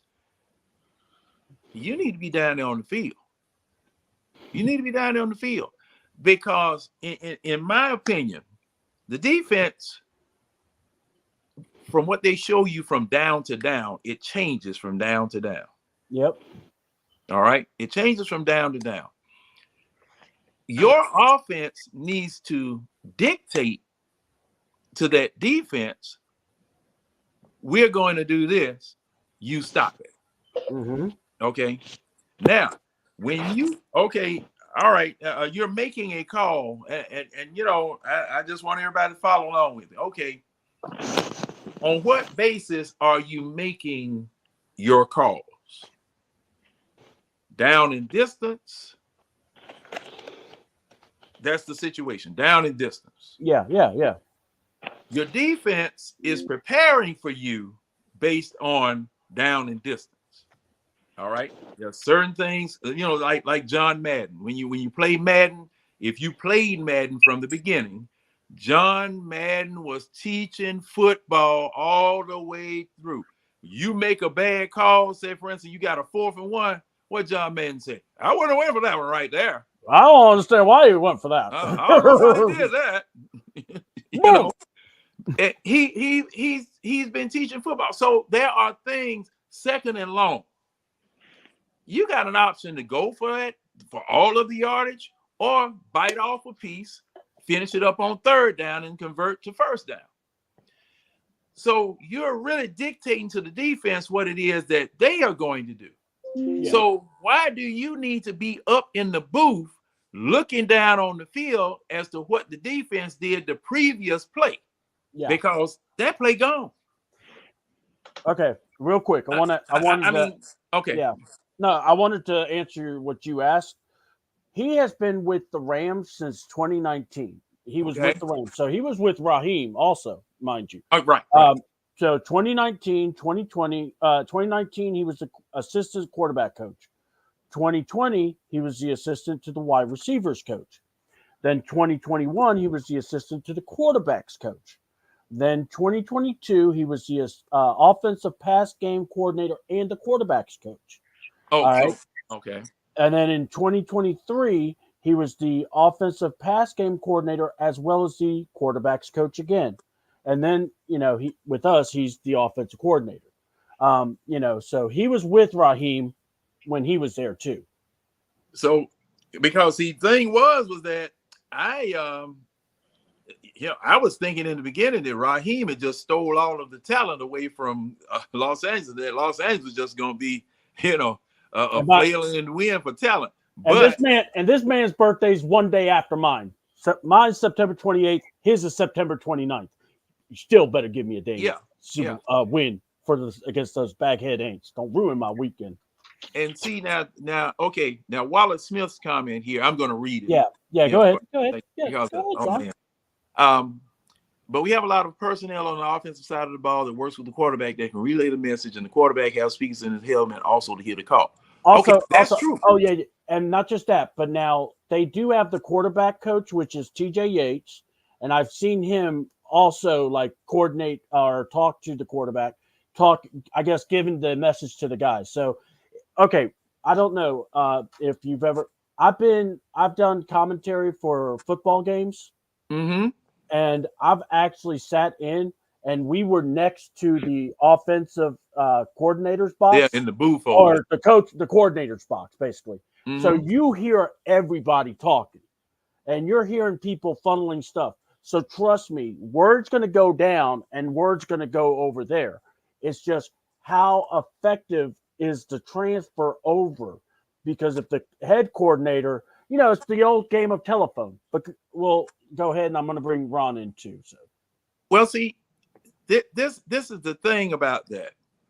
The offensive coordinator is going to be calling the offense and the plays that are going to be run on the field. Now, the quarterback coach's job is more in practice. Okay. More in practice than on the actual game. The offensive coordinator, when that quarterback comes off on the field, if you sitting up here, y'all eye to eye, and you guys are talking man to man about what it was that you saw and things of that nature, it's always better to talk in person than it is to talk over walkie-talkies, headsets, things of that sort. It's always better to talk in person than to talk on the phone. Right. Okay? Because see, just like we are right now, through the magic and the wisdom of technology, we going grill to grill. Yeah. I can see your facial expressions. I can see how animated you are. I can, pick up all of the nonverbal as well as the verbal communication between the two of us. And McVay, when McVay's down there on the field, when the offense comes off the field, just like Arthur Smith, and I hate to refer to him as an example, but we'll let it slide. We'll let it slide. Go ahead. Yeah. I know. I'm forgive me. Don't worry. Like I said, No, I know you're John, not right. Don't worry. I know you That can't one wait and done right there. Hold on, not just that. Hold on, not just that. But I can't wait for the Ring of Honor where John inducts Matt Ryan to the Ring of Honor. I'm gonna put his name upside down. but you have to be right there so that you guys go over there on the Surface tablet and look at the tablet or whatever, y'all get to talking. Offensive coordinator to quarterback is way better than quarterback coach to quarterback. I got you. Okay. Now, and I'm gonna tell you something else too. Your quarterback coach needs to put his foot in Kirk Cousins behind about him staring at folks. Okay, that needs to stop yesterday. That's the same thing I used to be on about Matt Ryan staring at receivers. When Kyle Shanahan got here, just at Bill Walsh, I go all the way back to Bill Walsh. He used to tell Montana, look this way, throw that way. Never telegraph where the ball is going to go. Mm-hmm. And you got people too quick out there now to be sitting up here staring at folk, and then you throw it where you stare at. So that's where I am with that. I really think that the offensive coordinator needs to be down on the floor, just like McVay. Yeah, you're gonna emulate your coach and do everything except what he does, hands on, right there on the field. No, no. Up there in the booth in the air conditioning, no. Bring your behind down here with me, son, and stand right next to me right here. I'm miserable. You're miserable. All right, T-Will, we're going to let you go. Yes, sir. I don't necessarily disagree with it.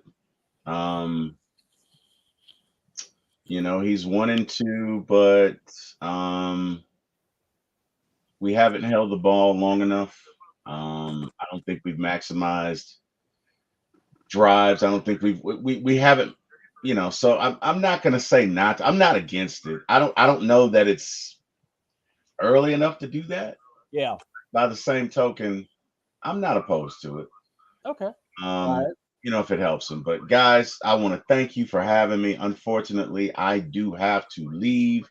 So I'm just gonna, if you don't mind, do my shout outs and give a shameless. Yes, I want you to, basically tell everyone where we can find you. Yes, sir. And where we can watch you. And, the door is open anytime. If you ever want to be a part of it, just come on to the party. Okay. Thank you guys. And hey, man, this was fun. This was fun. I'm so glad Ron didn't come for me. I was waiting. Like I was like, oh, wait a minute. No, I'm kidding, Ron. I'm kidding. No. Had a great time. I've actually been on a show with Ron before, so yeah. Hey, good dude, man. Good dude. And I try to be, man. No, you are. You're just honest, and there's nothing wrong with that. There's nothing wrong with being genuine. I'd rather you be genuine and be the same way that you are in my face as you are behind. I can respect that. So I have nothing but love for you. I respect it. With that being said, guys, I am a member of the One Time for the Fan show. That is hosted by Mr. Jack Spade. Also, team members are Carrie and Bodie 3000. We air Sunday nights at 8. Bodie. Yeah, so we air Sunday nights at 8, Wednesday nights at 8, Friday mornings at 9, and every now and then we do a show after the Falcons game because a lot of times, I don't know, we're partying. Anyway, that's one time for the fan. I'm also, my own sports channel is the number 4, my ATL Sports 1 at YouTube. Again, that is the number 4, my ATL Sports 1 at YouTube. I will go ahead and drop it in the chat for you. Yeah, please do. Yeah. Don't see it. No And problem. as far as my shout outs, again, shout out to each of my, well, first of all, shout out to you guys for having me. Shout out to such a passionate discussion. Ron, I love it. John definitely is going to get his point across. He's going to let you know how he feels. Who's the gentleman? And I'm sorry, I forgot his name. The Not the one in the one in the Falcon logo Yeah. there. That's Mr. Right James here. Holloway. James. Yes. that's That's our Mr. information James. guy. Yeah. So he's your equivalent of our carry. Like he's spot on with the data and everything you need. It's cool. And of course, C Dub is the quarterback. So you guys have a great team, man. Shout out to you guys. Obviously, shout out to my team. Shout out to my for my ATL Sports. We have right now 3 podcasts. There's one Friday night at 7:30. We talk Falcons. There's one Saturday afternoon. We talk Braves. And then there's typically one the game after the Falcons. But again, like I say, we party sometimes. So that's kind of what we do. Again, last shout out to my teams. So for Friday night show, I got to give a shout out to Miss Lisa Shepard, Tiff Raines, Jabri Harper. I believe you guys saw some of them in this chat. Oh, And yes, we did. yeah, for baseball, we got Mr. Chris A1 Moore from A1 Sports and 95 North. We got Yes. RJ from 95 North, and we got Falcon Fandemic, who's soon to open his own channel. So want to shout out to all my teams. Appreciate you guys. Appreciate the love. Shout out to the fans in this chat. Hey, you guys are why we do it. We appreciate you. And hey, man, just got to thank God. Without him, I'm not here. Chris, thank you for having me. Looking forward to doing many more shows with you. And you guys have a great day. All Rise right, up. thank you so much there, All right. T. We appreciate you. All right, All now. right. And I'm gonna subscribe to your channel, so just so you know. So Thank we're you. gonna have to get look, please hit me up and Okay. I'd love to work with you. So anytime you want. So you just I'm always around. Let me ask you a question. Yeah. What are you doing Friday night? Say 7:30. Let me find out with the wife, but I'll probably be wide open actually, if I'm not mistaken. Cool. Hit me up. All Or right. I'll hit you up. How about that? We'll do that. All right. Anyway, do guys, that. you have a great day. Thanks, everybody. Rise No up. problem there, T Will. All right. All righty. Well, I mean, look, I'm always about getting out there and doing stuff. So, all right. So let's get to the Hey, breaking news. yes. We re-signed Matt Hennessy. Yeah, I saw that. He's on the practice squad, so that's pretty cool. And also, I think Wilkinson, who we signed, also he's now into the 53. So that's going to be Elijah Wilkinson. I want to say Elijah Wilkinson. Okay, hold on. I want to get this. And okay. And I don't have an issue with these OC being on the field or in the booth. Just have to call the better players coach on time. Okay.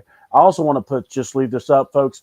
Go to my ATL Sports 1. They are doing a lot of stuff. And look, I've been trying to get a hold of him for a while because I was like, he was one of those that actually let me on, or I met at the Falcon Contact Show.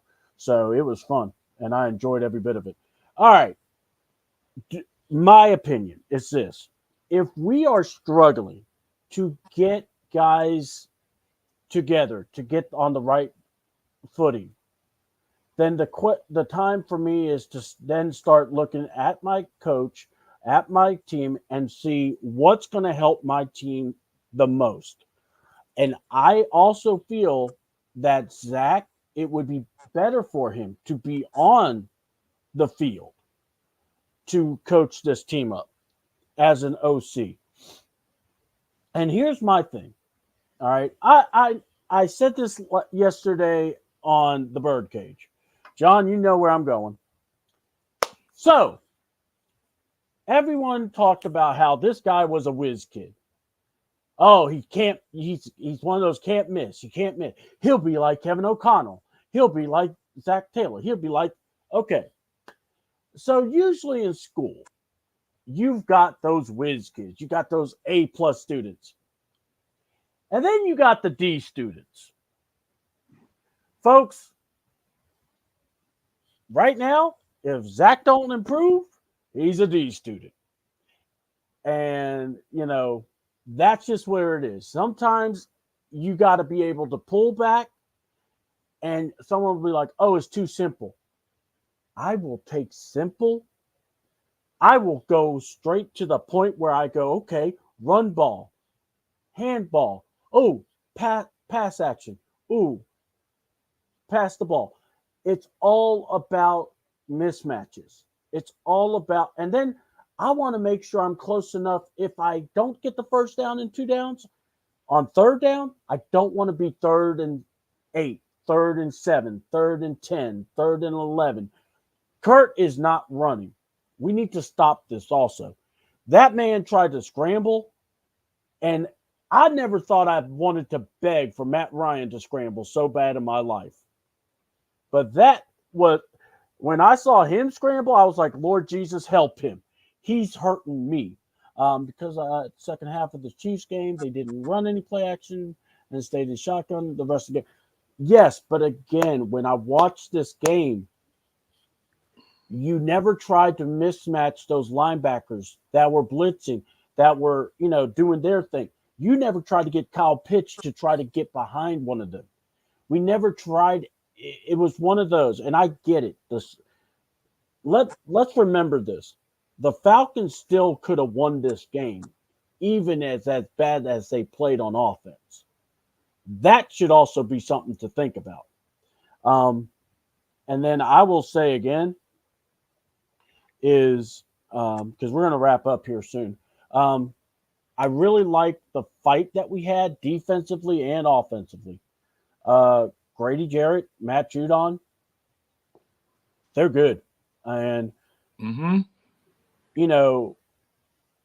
Ellis can get to the quarterback, but Troy Anderson's got to help him out. Troy Anderson's got to try to play equivalent. He doesn't have to be Nate Landman, but dude, you got to just play up to your potential somewhere, because then we can get Ellis going to get some sacks. But for this game against the Saints, I don't want to see. Look, I think Jesse Bates and Simmons are going to be deadly, especially Carr loves to throw deep. Carr can't help himself but to throw deep. I say you go and you bait him into some mistakes, because I think he'll throw you the ball. And then just make it where you have to just force him to do something he don't want to do. I would like to see AJ Terrell also get off also, because that would be awesome. Yeah, he would have had a sack, but I think they called roughing the passer on him, which was, I thought, BS. But again, it was the Chiefs. So I am like what T. Will said. We're going to go against some teams that are not as aggressive as what we had, but yet I'm also with James. It's not like it's going to get real easy right away. You're going to be like, the next 2 games are literally playoff games. And that's where I'm hoping we, at least with these first 3 games, we've gotten tough enough. We've gotten some calluses. Now we can start going, okay, let's get this thing going. But yeah, Henderson coming. Would you start him over Newsel? Would you start Hennessy over Newsel? Or, yeah. I'm just asking because that's the only issue I have, is that center spot. Um, But both teams are coming in with hurt centers. So, well, that's the thing. Well, I'm gonna go. Yeah. Go ahead. I'm going to say both of them are learning.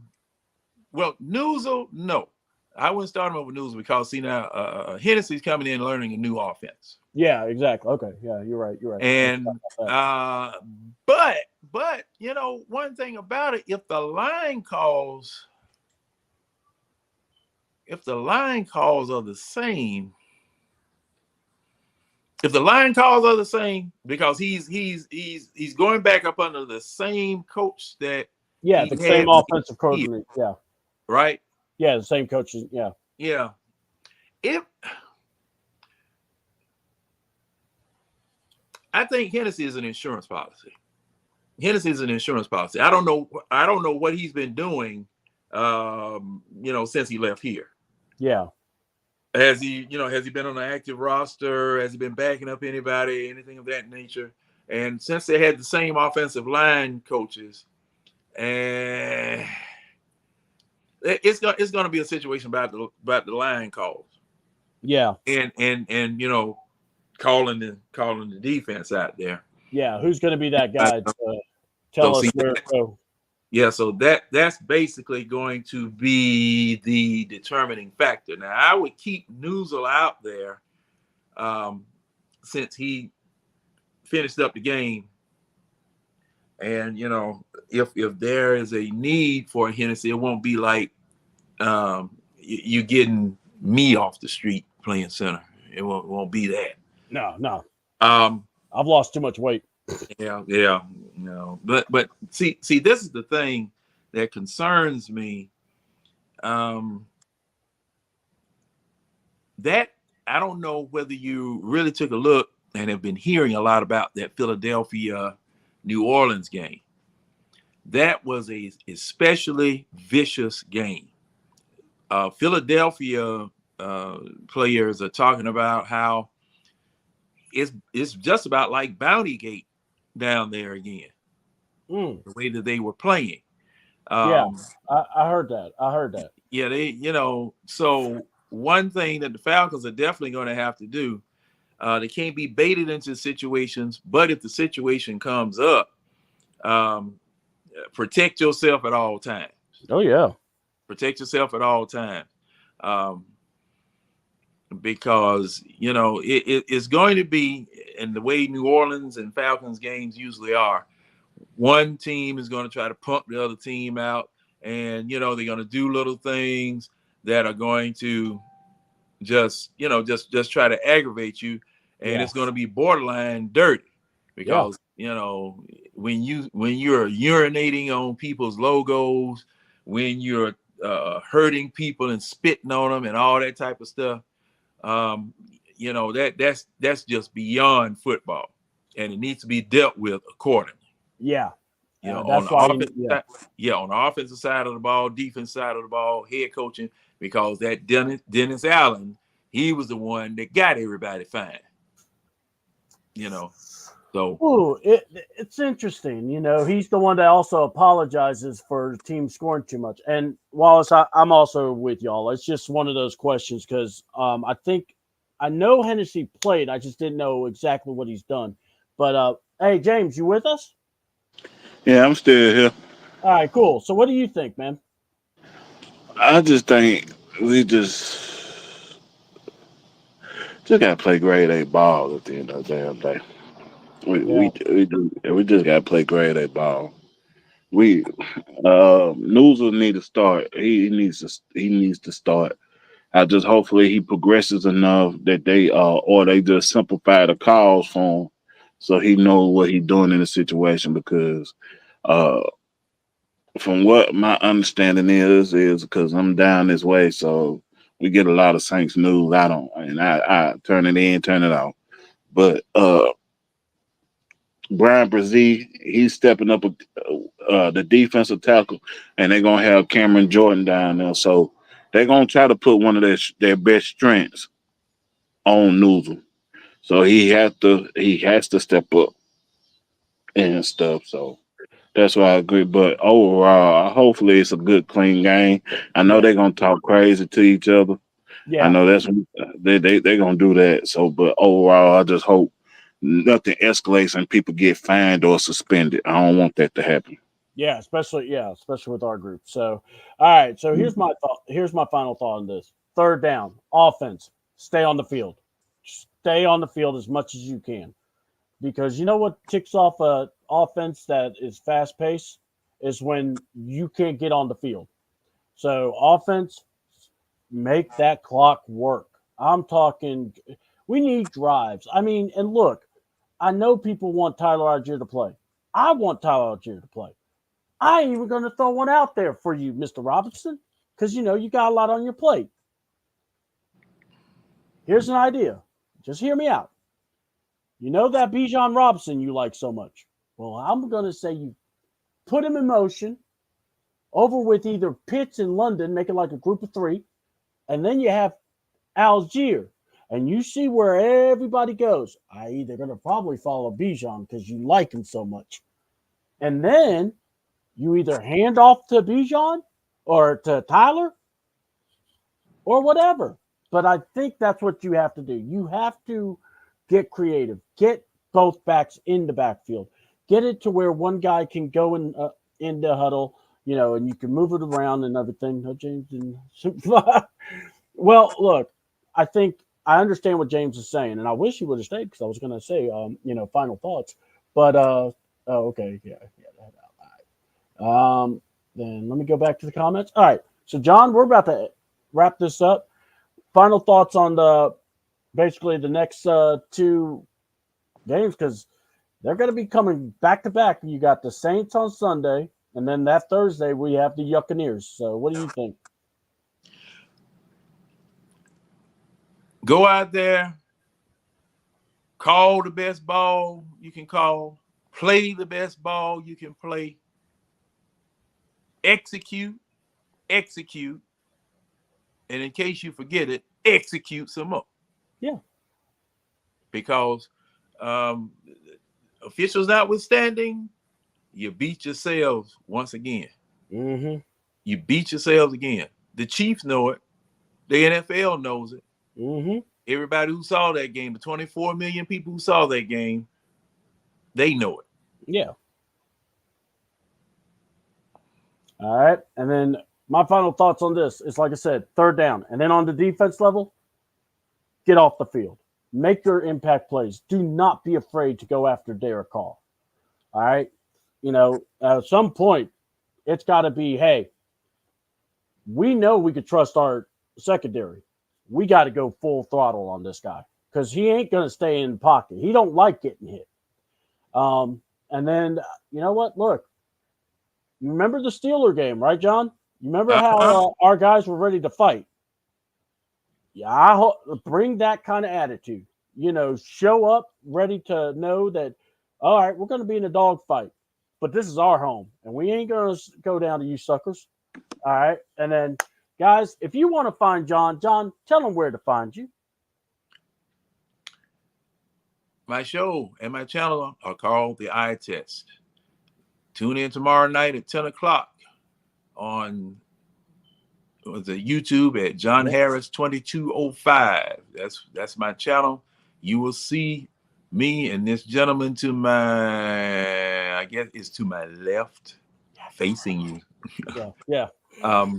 Along with everyone else. Red, James will be back, and we will talk about this a little bit more. Oh, yeah.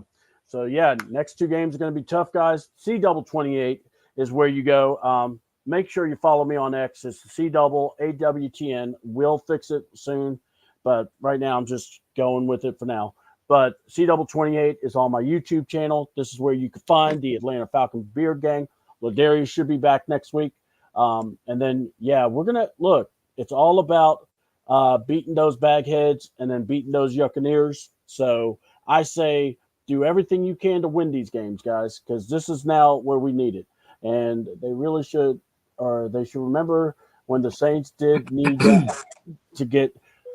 Yes, I'm with you, Wallace. Get payback. I would love to get. I would love to see a 50 spot on this one. I mean, I really would. It would be nice. 50 spot and everything. Thank you again, Wallace. I want to thank a lot of T. Will, I want to thank Mad Mike for popping in. That was the first time I've ever encountered him here. Also, a lot of T Will's crew. Hope y'all like the show. Please like and subscribe to us if you want to see more of us. And look, we're just getting started. We're doing our thing. Harper, thank you for joining us at a time where you were throwing your messages at us. Big Low, Ron from Talk Your Ish. They're about to be going on now. So I'm about to go grab me some dinner, and we're about to go out. So I'm C-Dub. See you tomorrow night. We'll be talking wrestling. I'm out. Thanks, John. See y'all. Bye-bye. Bye.